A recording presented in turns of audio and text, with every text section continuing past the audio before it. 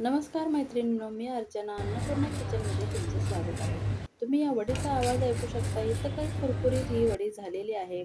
वरून कुरकुरीत आणि आतून एकदम नरम अशी ही वडी तयार झालेली आहे आणि खायला देखील इतकी सुंदर चविष्ट अशी झालेली आहे. तर ही वडी मी शेवग्याचा जो पाला असतो त्या पाल्यापासून बनवलेली आहे. नॉर्मली जर शेवग्याच्या पाल्याची भाजी बनवली तर मुलं खात नाहीत आणि आम्हाला आमची आई ही अशी भाजी शेवग्याच्या पाल्याची भाजी जी होती ती मिरगामध्ये करून घालायची. वर्षातून एकदा तरी ही जी शेवग्याचा पाला आहे त्या पाल्याची भाजी खावी असं म्हणतात आणि आम्हाला आई हीच करून घालायची. तर आत्ताची मुलं खात नाहीत म्हणून मी ट्रिक लावली, की या पाल्याच्या आपण वड्या करूया. त्यामुळे साहजिकच त्यांना कळणार देखील नाही आणि ती भाजी एकदा तरी वर्षातून मुलांच्या पोटात जाईल. तर इथे मी अशी ही कोवळी-कोवळी शेवग्याचा पाला घेतलेला आहे. तुम्ही बघू शकता अगदी कोवळा असा हा पाला आहे. आता पावसाळ्याचे सुरुवातीचे दिवस आहेत आणि या सुरुवातीच्या दिवसामध्येच ही भाजी खाल्ली जाते, तर तुम्हाला साहजिकच मार्केटमध्येही मिळून जाईल. तर इथे मी फ्रीजमध्ये ठेवल्यामुळे थोडीशी पाने पिकलेली आहेत आणि पिकलेली पाने मी थोडी काढून टाकलेली आहेत आणि बाकीची फक्त पानं मी त्या भाजीची घेतलेली आहेत. तर अशा पद्धतीने ही स्वच्छ 2-3 पाण्यातून मी धुवून घेतले आणि पिवळी जी पानं आहेत, ती आपल्याला पिवळी पानं काढून टाकायची आहेत.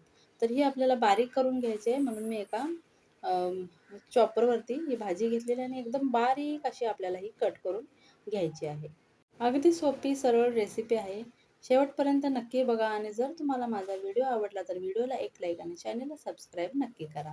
तर अशा पद्धतीने ही बारीक अशी मी कट करून घेतले भाजी आणि ती आपल्याला त्याच्या वड्या बनवायच्या आहेत. तर बघू शकता ही भाजी बारीक करून घेतली. एका बाउलमध्ये आपल्याला ही भाजी काढून घ्यायची आहे. आता आपल्याला वडी बनवण्यासाठी 1 वाटी तांदळाचं पीठ घ्यायचं आहे.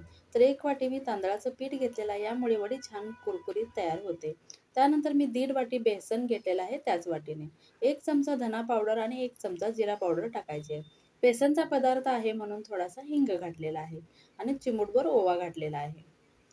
मी 2 चमचे लाल तिखट घातलेलं आहे. तुम्ही इथे हिरव्या मिरचीचा देखील वापर करू शकताय. तर मीठ घातलेलं आहे, चिमूटभर साखर घातलेली आहे आणि सफेद तीळ थोडेसे मी घातलेले आहेत आणि हे मिक्स करून घ्यायचं आहे भाजीमध्ये व्यवस्थित. थोडं-थोडं पाणी घालून आपल्याला घट्ट असा गोळा करून घ्यायचा आहे. तुम्ही बघू शकता एकदम घट्ट मी असा गोळा करून घेतलेला आहे. पातळ करायचा नाही. तर मी 2 गोळे करून घेतलेले आहेत आणि आपल्याला हे वाफवून घ्यायचे आहे. जसं आपण कोथिंबीर वडी बनवतो तशाच पद्धतीनं. तर अगदी छान असे हे गोळे 2 तयार झालेले आहेत आणि हे आपल्याला वाफवून घ्यायचे आहेत. अशा पद्धतीचे 2 गोळे करून एका प्लेटमध्ये मी ठेवलेले आहेत आणि मी इथे कुकरचा डबा घेतलेला आहे.